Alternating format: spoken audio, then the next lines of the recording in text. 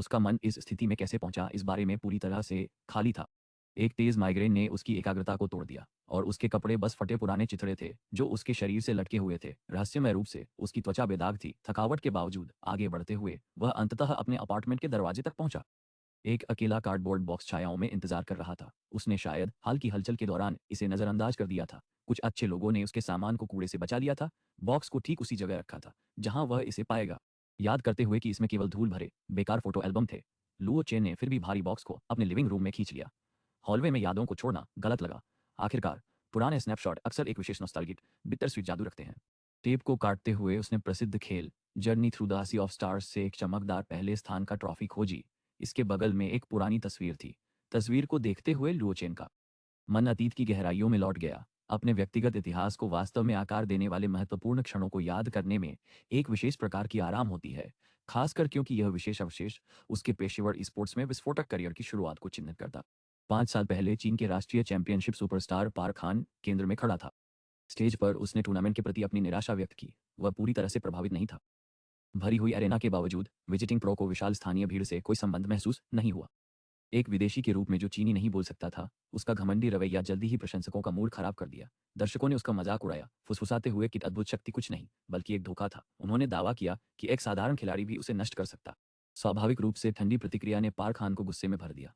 उसने पलटकर कहा कि भीड़ घमंडी नौसिखिए हैं जो असली प्रोसीन के बारे में बिल्कुल कुछ नहीं जानते। मेजबान के लिए घबराहट शुरू हो गई। वह एक चिड़चिड़े सुपरस्टार और एक उग्र स्थानीय दर्शकों के बीच फंस गया। माइक पकड़कर मेजबान ने निराशा से घोषणा की कि अद्भुत शक्ति किसी भी व्यक्ति को कुचलने के लिए तैयार है जो पर्याप्त साहसी हो। उसने एक खुली चुनौती दी। अगर किसी को पार खान के अहंकार से नफरत थी तो उन्हें आगे आकर अपनी योग्यता साबित करनी चाहिए। भीड़ में दूझाओ की टीम ने देखा। एक अनुवाद ऐप का उपयोग करते हुए उन्हें एहसास हुआ कि सुपरस्टार सीधे उन्हें अपमानित कर रहा था। उसने बुनियादी रूप से हर स्थानीय खिलाड़ी को कचरा कहा। पार्क खान ने प्रशंसकों को पूरी बिना मिलावट की अवमानना के साथ घूरा। उसने उन्हें केवल कीड़े के रूप में देखा। गुस्से में डूझाओ ने उसके बगल में बैठे शांत दोस्त की ओर मुड़कर उससे एरेना में प्रवेश करने और विनम्र होने की प्रार्थना की।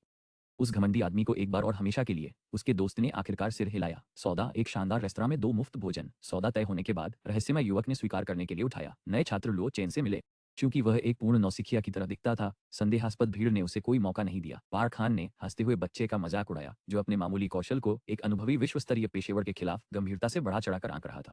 हेडसेट पहनते हुए लुओ चेन का एकमात्र लक्ष्य इसे जल्दी खत्म करना था ताकि वह शांति से रात का खाना ले सके। उन्हें यह नहीं पता था कि वह एक प्रसिद्ध स्पोर्ट्स अकादमी में पढ़ता था जो दुनिया के सबसे उत्कृष्ट प्रो गेमर्स को तैयार करती थी। चीन का अंडरडॉग प्रतिनिधि। जब उसने अपनी सीट ली तो एरेना में हवा इलेक्ट्रिक प्रत्याशा से भारी हो गई। द्वंद्व शुरू हुआ। अपने अहंकार को दिखाते हुए पार्क ने मानक सेटिंग्स को बायपास किया। तुरंत उच्च श्रेणी के एस रैंक मैकेनिक्स में कूद गया। यह एक पूरी ताकत का कदम था। अब लुओ चेन पर अपने स्वयं के सामरिक शस्त्रागार का चयन करने का बोझ था। एक प्रो का सामना करते हुए युवा नए छात्र का सुरक्षित खेल खेलने का कोई इरादा नहीं था। निम्न श्रेणी के सी रैंक बिल्ड के साथ असफलता कोई विकल्प नहीं था। अचानक पार्क ने एक विनाशकारी अग्निस्तंभ को तेजी से और क्रूरता से खत्म करने के लिए छोड़ दिया। भगवान की तरह के रिफ्लेक्स के साथ लुओ चेन ने आग के चारों ओर नृत्य किया, छोड़ते हुए सुपरस्टार पार्क पूरी तरह से स्तुन्यद और बोलने में असमर्थ, पसीने से तरबतर और स्पष्ट रूप से हिलते हुए पार्क ने फिर से हमला किया, केवल लुओ के गायब होने और एक चकाचौंध करने वाले काउंटर स्ट्राइक को देने के लिए। एक सर्जिकल कट के साथ लुओ ने अपने प्रतिद्वंद्वी के कोर को नष्ट कर दिया। फिर मैट्रिक्स में एक गड़बड़ी की तरह उसने फिर से ऐसा। पार्क ने एक रक्षात्मक बॉट के साथ पुनर्जीवित किया, लेकिन लुओ चेन ने उसे तुरंत चीर दिया। एक और डरावनी साफ एक शॉट हत्या। पार्क का अवतार नए साल के आतिशबाजी के प्रदर्शन की तरह फट गया। सुपरस्टार अब अपमान के समुद्र में डूब रहा था। स्क्रिप्ट पूरी तरह से पलट गई थी। हत्या के बजाय पार्क एक सामान्य माप की तरह फसल काटने वाला था। 5वें लगातार नरसंहार के बाद लुओ चेन ने बेफिक्र होकर उठते हुए कहा कि वह खत्म हो गया है क्योंकि उसका पेट गरज रहा था। मेजबान आश्चर्यचकित खड़ा था, लुओ की पागल लड़ाई की क्षमता की प्रशंसा करते हुए, यह सोचते हुए कि यह छिपा हुआ राक्षस कहाँ से आया। वह कभी भी किसी प्रो रैंकिंग में नहीं आया। चौंकाने वाली बात यह है कि युवक ने स्वीकार किया कि आज वास्तव में यह उसका पहला खेल था। केवल 18 वर्ष की उम्र में वह कल ही एक गेमिंग क्लब में शामिल हुआ था। इससे पहले उसे खेलना भी नहीं आता था। अरेना पूरी अराजकता में फट गया। प्रशंसक गरजे। एक नए प्रतिभा के जन्म का जश्न मनाते हुए हजारों थम्स अप हवा में भर गए। भीड़ ने पुराने गार्ड के पूर्ण ग्रहण को देखने वाले अंडरडॉग के लिए गरज उठी। एक नए शासक ने अभी अभी अरेना का सिंहासन हासिल किया था। चीनी स्पोर्ट्स ने अपना उद्धार करता पाया। लुओ चेन वहां खड़ा था। वह अपने साथी की विशाल विजय पर जंगली मुस्कान के साथ वहां था। उसने अपने फोन को निकालकर इतिहास के निर्माण की जादुई भावना को कैद करने के लिए झटका दिया। यह वही प्रसिद्ध शॉट था। यह एक प्रसिद्ध करियर की शुरुआत थी, जबकि हारने वाला पार्क खान हार से टूटकर दृश्य से गायब हो गया। लिu चेन हर जगह प्रसिद्धि के साथ था क्योंकि उसने हिट गेम सौरों की दुनिया पर विजय प्राप्त की। डस्ट के रूप में पुनः ब्रांडेड, उसने राष्ट्रीय प्रो सर्किट को बिना किसी दया के पूरी तरह से कुचलते हुए आतंक का शासन उल्लेखित किया। जल्द ही उसने उसी बहुप्रतीक्षित ट्रॉफी को ऊंचा उठाया जो सौरों की दुनिया में उसका पहला चैंपियनशिप खिताब था। उनका पहला सीधा टकराव ग्रैंड फाइनल में आया। दो पूर्ण टाइटन्स टकराए, सौरों के सबसे महान खिलाड़ी के अंतिम ताज के लिए लड़ते हुए। इस मुकाबले के विजेता को कोई नहीं बता सकता था। सस्ते जादू को भूल जाओ, यह कच्चे कौशल की एक शुद्ध परीक्षा थी। बस ठंडी स्टील बनाम शुद्ध रिफ्लेक्ट। इस स्तर के प्रोफेशनल्स को पूरी तरह से खेलते हुए देखना एक अद्भुत एड्रेनालिन रश था। उसने विनाशकारी लाल ड्रैगन की लपटें छोड़ी, जिससे स्टेडियम और कमेंटर्स पूरी तरह से उत्साह में आ गए। एक साधारण खिलाड़ी को तुरंत हटा दिया जाता, लेकिन इन अभिजात देवताओं के लिए असली नरसंहार केवल शुरू हो रहा था। लियू चेन ने ठंडी शांति के साथ हमले को परावर्तित किया, अपने दुश्मन को घूरते हुए। जैसे ही उसने अपनी खुद की प्रतिशोध देने की तैयारी की, अपने John James Bond Sylvester Stallone प्रोग्रेड ब्लेड युवा ने किंवदंती और घातक पर्वतीय तलवार नृत्य तकनीक को सक्रिय करने के लिए तैयार किया। लुचेन की उस पागल उच्च स्तरीय कौशल का निर्दोष निष्पादन पूरी दुनिया को चकित कर गया। उसकी गति और कच्चा प्रभाव भयानक थे, जैसे कि कॉम्बो काउंटर एक चक्करदार निरंतर गति से ऊपर की ओर बढ़ रहा था। जीतना काफी नहीं था। उसने विश्व रिकॉर्ड तोड़ने और अंतिम शीर्ष शिकारी के रूप में अपनी प्रभुत्व स्थापित करने का लक्ष्य रखा। नृत्य ने विनाशकारी क्षति पहुंचाई, हर धड़कन के साथ कॉम्बो मीटर और ऊंचा उड़ रहा था। वह रुकने के करीब भी नहीं था। लुचेन का आक्रमण तेज हो गया, उसके प्रतिद्वंदी की अंतिम रक्षा की रेखा को बुरी तरह से तोड़ते हुए। लुआन को कोई मौका नहीं मिला। लुचेन ने टेचर बस्टाजमिट कॉम्बो को अनलॉक किया, जिसने सभी को आश्चर्यचकित कर दिया। निर्णय निर्विवाद था। उसी समय दुनिया ने एक नए स्पोर्ट्स किंवदंती के जन्म का गवाह बना। एक ऐतिहासिक रिकॉर्ड स्पष्ट रूप से टूट गया। फिर भी यह स्पष्ट था कि यह जानवर अभी तक अपनी सीमा तक नहीं पहुंचा था। सभी ने लू चैन को गोद के रूप में सराहा। पीछे मुड़कर देखें, वह एकमात्र बार था जब उसने आधिकारिक रूप से लू आन का सामना किया। आयोजकों ने उसकी पागल कॉम्बो संख्या को ट्रॉफी पर उकेर दिया, ताकि इस उपलब्धि को अमर बनाया जा सके। फिर भी समुदाय जानता था कि वे केवल इस दानव की वास्तविक क्षमता का एक अंश देख रहे थे। और तोड़ने वाले स्ट्रिक ने लू चैन को एक स्थायी हॉल ऑफ फेम में स्थान गेमिंग इतिहास में उसका नाम स्थायी रूप से स्थापित करता है। वह अब तक का सबसे युवा सदस्य था और हेडलाइन पर एक स्थायी फिक्स्ड है, जब तक कि भाग्य की क्रूर वास्तविकता ने उसे गिरा नहीं दिया। अब उन शानदार दिनों की केवल धुंधली गूंजें रह गई हैं। लुचेन अक्सर जीतने की शुद्ध खुशी को याद करता था। वे यादें अब कड़वी लगती हैं। एक भयानक दुर्घटना ने उसकी दुनिया को दो भागों में बांट दिया, उसकी आत्मा पर एक स्थायी निशान छोड़ दिया। डॉक्टरों ने कहा कि वह ठीक हो रहा है, यह कहते हुए कि वह उस क्रूर दुर्घटना के बाद शारीरिक रूप से ठीक था, लेकिन यह पूरी तरह से झूठ था। उसकी नसें जल गई।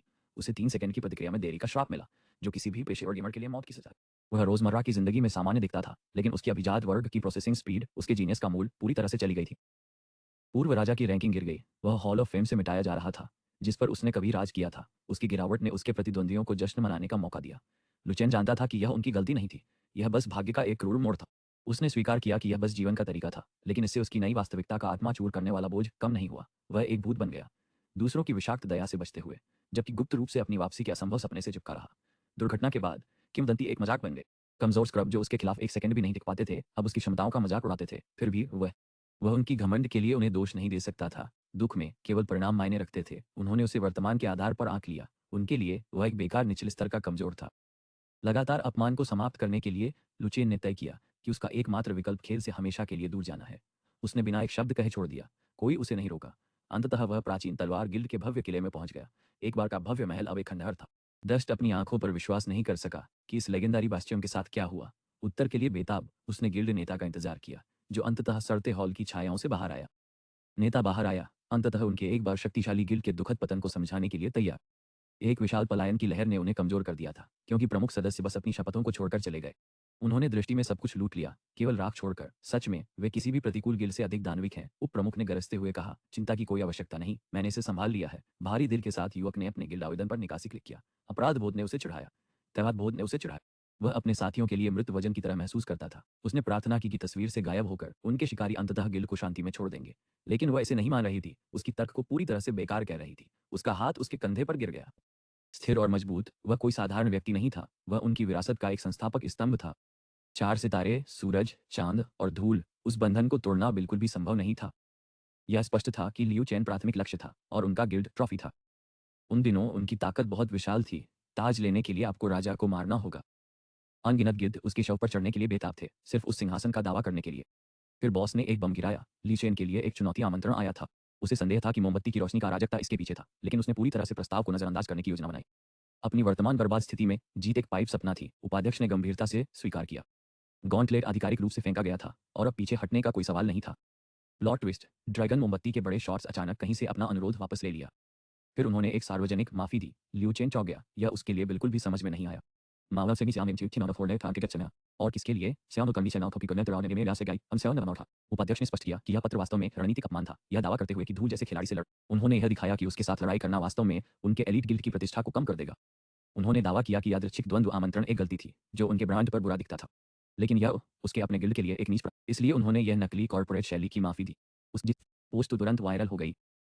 सर्वर पर हर एक खिलाड़ी अब नाटक का आनंद ले रहा था। राज बाहर आ गया, लू चेन बेकार हो गया था। उसने एक खाली नज़र के पीछे अपनी आंतरिक उथल-पुथल को छिपा लिया। उसने मुस्कुराते हुए कहा कि अगर करने के लिए कुछ नहीं है तो वह बस दंगनों में मेहनत करने चला जाएगा। इस समन्वित नफरत के अभियान के भारी बोझ के तहत एक बार शक्तिशाली गिल्ड रहने लगी, सीधे नीचे गिरते हुए। बस ऐसे ही लू चेन का प्रसिद्ध प्रोग्रामिंग करियर खत्म हो गया। उसने और बॉस ने अंतिम विद्रोह के रूप में 7 ड्रैगन मेडल जला दिए। फिर उसने अपने खाते को हमेशा के लिए साफ कर यह सिस्टम के प्रति उनका मध्य अंगुली था, लेकिन जब स्क्रीन काली हो गई तो एक खोखला शून्य रह गया। उसने सोचा कि वह पीसी पर समय बिताएगा इससे पहले कि वह गिर जाए। बूट अप का समय एक पूर्ण अनंतता थी। उसका अपना मस्तिष्क भी उतना ही सुस्त महसूस कर रहा। लू चेन अपने प्राचीन हकलाते हार्डवेयर का मानव संस्करण था। यह झुका रहा था, लेकिन उसने आखिरकार फोरम लोड हुआ और शीर्षक ने उसे ट्रक की तरह मारा। उसकी पुरानी टीम का हर एक सदस्य आधिकारिक रूप से उस दुनिया को छोड़ चुका था जो उन्होंने बनाई थी। अब हजारों विषैले टिप्पणियां उनके नामों को कीचड़ में घसीट रही थी। घृणा करने वालों से निरंतर उत्पीड़न के बिना वह उन मेडल को बचा सकता था, लेकिन आज सबका बोझ असहनीय था। उसे यह भी नहीं पता था कि वह अभी भी इन फोरम्स पर डूम स्क्रॉलिंग कर रहा था। नींद ही एकमात्र बचाव था।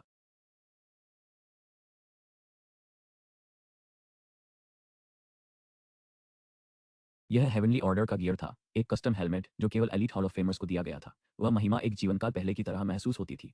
अंतहीन नफरत ने उसकी पिछले उपलब्धियों को गहराई में दबा दिया था, जिससे वह भूल गया था कि वह कभी एक किंवदंती था। अब समय आ गया था कि उस सील को आखिरकार तोड़ दिया जाए। उन्होंने हेवनली ऑर्डर को हार्टेक के उत्तराधिकारी के रूप में बुलाया, जो एक सच्ची कृति बनने की प्रक्रिया में था। डेवलपर्स ने इसे एक क्रांतिकारी दुनिया के रूप में प्रचारित किया, जो पागल कक्षाओं और अद्वितीय खेल शैलियों से भरी हुई थी। हर मोड के साथ शुद्ध उत्साह प्रदान करती थी। तकनीक ने भगवान स्तरीय ग्राफिक्स और अगले स्तर की इमर्सन का दावा किया। हर जगह यह चरम था। अचानक उसके फोन ने बूस्ट किया। यह उसका राइड और डाई शिसान था, एकमात्र व्यक्ति जो इतनी देर से कॉल करता। शिसान परेशान था क्योंकि लुचेन पूरी तरह से ऑनलाइन अंधेरा हो गया। कोई टेक्स्ट नहीं, कोई कॉल नहीं, कोई उपहार नहीं। उसके दोस्त को बस यह जानने की जरूरत थी कि क्या वह अभी भी जीवित है। लुचेन ने शिक्षित किया, उसे बताया कि वह हमेशा के लिए रिटायर हो गया है और किसी अन्य खेल को नहीं छू रहा है। उसने अपने दोस्त की निराशाजनक उम्मीद के बावजूद हेवनली ऑर्डर खेल में कूद पड़ा। डोजा सान ने शोर को अनसुना किया, यह याद करते हुए कि लुसीन कभी पीछे नहीं हटता। लुसीन ने यह स्वीकार करने में संघर्ष किया कि वर्तमान में वह एक कुल विफलता की तरह महसूस कर रहा था, लेकिन उसके दोस्त ने नकारात्मकता को बंद कर दिया और उस पर टूट पड़ा। उसे एक ईंट से धमकी देते हुए उसने लुसीन को याद दिलाया कि वह नवागमक अब हार मानना अस्वीकार्य। डोजा सान ने क्रूर बिना छानबीन के सच का तूफान उल्लिखित किया। उसने गरजते हुए कहा कि जब आप मजाक उड़ाए जाते हैं तो आपको पलटकर जवाब देना चाहिए। उनके 5 सदस्यीय गिल्ड का अभी हाल ही में क्या वे वास्तव में सिर्फ पाथेटिक क्विटर थे? लुसीन ने हर कठोर शब्द को सुना जो गहरे सुर में गूंज रहा था। सच चुभ रहा था, लेकिन लगातार सार्वजनिक अपमान ने उसकी आत्मा को पूरी तरह से द्राइनित कर दिया। टूटकर उसने स्वीकार किया, उसका मन पूरी तरह से खाली था। दिन पर दिन विषाक्त उत्पीड़न जारी रहा। जब उसके दोस्त खेल से भाग गए, लुसीन ने अकेले ही यातना सहन की। डोजा-सान अपनी सीमा तक पहुंच रहा था। वह चाहता था कि उसे कुछ समझ में आए, केवल फोन लाइन ने एक शारीरिक टकराव को रोका। आखिरकार डोजा सान ने अपनी निराशा व्यक्त की, लुसीन को एक कुल कायर करार दिया। यह अपमान लुसीन को एक पहाड़ की तरह कुचल दिया। जीवन पहले से ही एक बर्बादी था और अब यह उसका सबसे अच्छा दोस्त, उसका सबसे बड़ा विश्वास करने वाला, मुड़ रहा था। उसके प्रो डेब्यू की यादें चमकी। वह मैच पूरी तरह से एड्रेनालिन था। उसे राजा अंतिम चैंपियन के रूप में सराहा गया था। फिर गिरावट आई, सार्वजनिक नफरत, एक मृत गिल्ड और विशाल निराशा का बोझ। उसने अपने साथियों को संजोया, फिर भी वह अकेला था जिसने शिखर का स्वाद चखा था। डोजा-सान सही थे। लुसियन ने अपने गियर पहन लिए। स्वर्गीय आदेश उसका पुनर्जन्म का कुम्हार होगा। उसने सिस्टम में प्रवेश किया। आत्मा डेटा में बह रही थी। उसे एक डिजिटल महासागर में तैरता हुआ महसूस हुआ। इस वर्चुअल रियलिटी तकनीक की वास्तविकता अद्भुत थी। यह एक विदेशी दुनिया पर उतरने जैसा था। गाइडेंस के मंदिर में आपका स्वागत है। एक विशाल हॉल में खड़े होकर जैसे दुनिया ने हर संवेदना को वास्तविकता में बदल दिया। वह सच में पार कर चुका था। यहाँ तक कि प्राचीन स्तंभ भी ठंडे और बनावट वाले लग रहे थे। अचानक एक आवाज ने कक्ष में गूंज उठी। आपके भाग्य में आपका स्वागत है, लुसियन। एक सिस्टम आत्मा प्रकट हुई जो नेवरलैंड की एक डिजिटल वेंडी की तरह दिख रही थी। उसने क्षेत्र हॉल ऑफ फेम के लिए उसकी पात्रता की घोषणा की। प्रतिष्ठा इंतजार कर रही थी। एलिट विशेषाधिकार दांव पर थे। उसे एक नई पहचान की आवश्यकता थी। कौन सा नाम चुने? अपने असली नाम का उपयोग करना आत्महत्या थी। एक नया हैंडल उसकी पुनर्जन्म का प्रतीक होगा। उसने ब्रोकन स्पीयर सैंड में डूबता चुना। शायद यह एक मजेदार नाम था, लेकिन अद्वितीय था। कम से कम कोई नहीं सोचेगा कि यह वह है। लुसियन हंस पड़ा। आपकी एक चिंगारी लौट आई। वह अपनी तलवार को तेज करेगा और अपनी गद्दी को पुनः प्राप्त करें। नाम में एक काव्यात्मक वजन था। आत्मा उसके उन्माद से चकित थी। भ्रमित होकर उसने पूछा, क्या वह कक्षा के लिए तैयार है? 10 पेशे सामने आए। उच्च कल्पना की दुनिया के लिए मानक विकल्प तलवारबाज आर्चर, जादूगर या हीलर लुशियन ने अपने भविष्य को ध्यान से तौला। क्या उसे एक तेज घुड़सवार होना चाहिए या पूर्ण विनाश का एक जुगरनौट? शायद एक लंबी दूरी का स्नाइपर? तार्किक संभावनाएं अंतहीन और भारी थीं, हर रास्ता हो चुका है।